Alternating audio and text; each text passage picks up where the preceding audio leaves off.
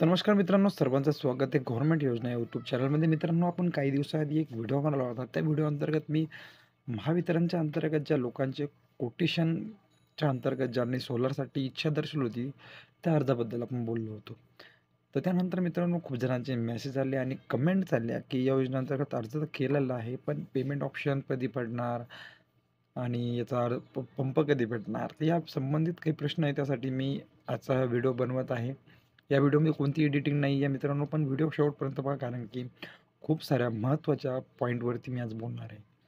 ज्या लोकांना Mahavitaran paid pending, म्हणजे ज्या लोकांचे कोटेशन होते 2018 पासून तर 2023 पर्यंत, आणि ज्यांचे नावं त्या पेड पेंडिंगच्या यादीमध्ये आलेले, त्यांना अर्ज करायचा आहे किंवा केलेला आहे, त्यांच्या सर्वांसाठीच हा व्हिडिओ महत्त्वाचा आहे. तर मित्रांनो, नवीन असाल तर चॅनलला सबस्क्राईब करा, व्हिडिओ आवडला तर लाईक करा, आणि काही प्रश्न असेल तर कमेंटमध्ये जरूर विचारणं विसरू नका.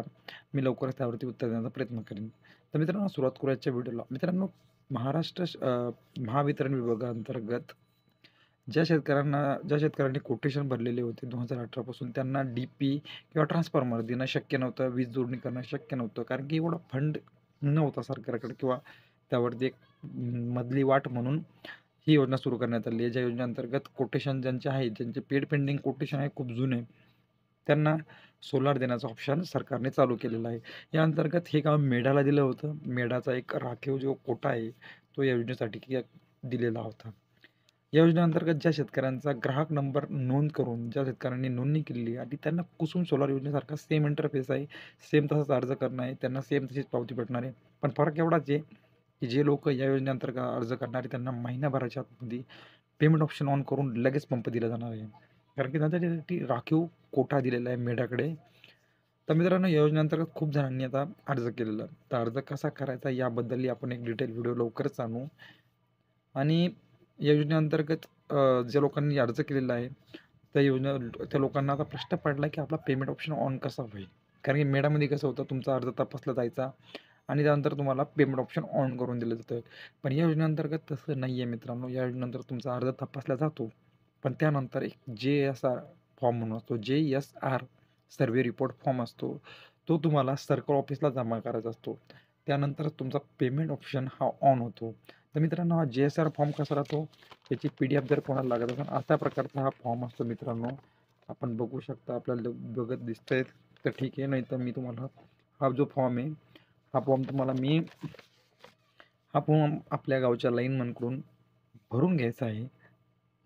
त्याच्यावरती MSID, जी MSID आपल्याला या योजनेअंतर्गत नोंदणी केल्यानंतर मिळालेली, ती योजनेची MSID.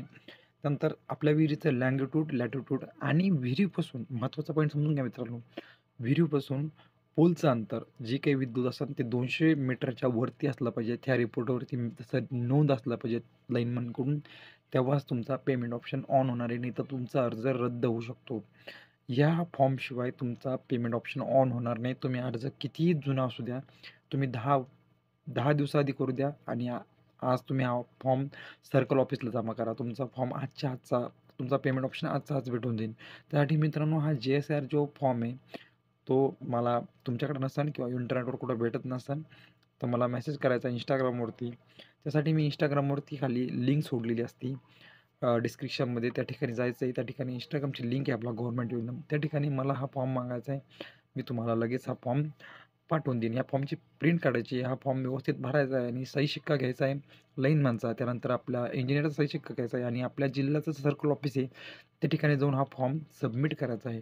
200 मीटर जर सर्वे 200 मीटरच्या वरच्याचा कधी सर्वे भेटलेला असेल, तर लगेच तुम्हाला यासाठी सँक्शन भेटून देईल, आणि तुम्हाला लगेच पेमेंट ऑप्शन पडून तुम्ही लगेच कंपनी सिलेक्ट करू शकता. तर मित्रांनो, आजच्या व्हिडिओमध्ये हीच माहिती होती. आणि एक महत्त्वाचा प्रश्न म्हणजे, ज्या शेतकऱ्यांचा गाव जे चुकलेलं आहे, ज्या ठिकाणी शेतकऱ्याचं गाव न टाकता सबस्टेशनच गाव दिसत आहे अर्जामध्ये, त्यांच्यासाठी सर्कल ऑफिसलाच जाऊन भेटणं पडेल. त्याशिवाय पर्याय नाही आहे. त्यांचाही बदल तिथूनच करता येतो, कारण की खूप जर शेतकऱ्यांचं असं झालेलं आहे, की जे त्यांचं गाव आहे, ते सबस्टेशनचंच गाव पकडण्यात आलेलं आहे. म्हणजे सबस्टेशनच्या जे ज्या गावात आपलं क्षेत्र आहे, जमीन आहे, ती न दाखवता सबस्टेशनचं गाव दाखवत आहे. तर यामुळे खूप साऱ्या शेतकऱ्यांना आपलं क्षेत्र निवडण्यामध्ये प्रॉब्लेम येत आहे. तर मित्रांनो, यासाठी तुम्हाला सर्कल ऑफिसला जावं लागेल, आणि सर्कल ऑफिसला गेल्यानंतर यासाठी तुम्हाला एक प्रॉपर अर्ज करणं पडेल. आणि त्यानंतरच तुम्ही यामध्ये बदल करू शकता.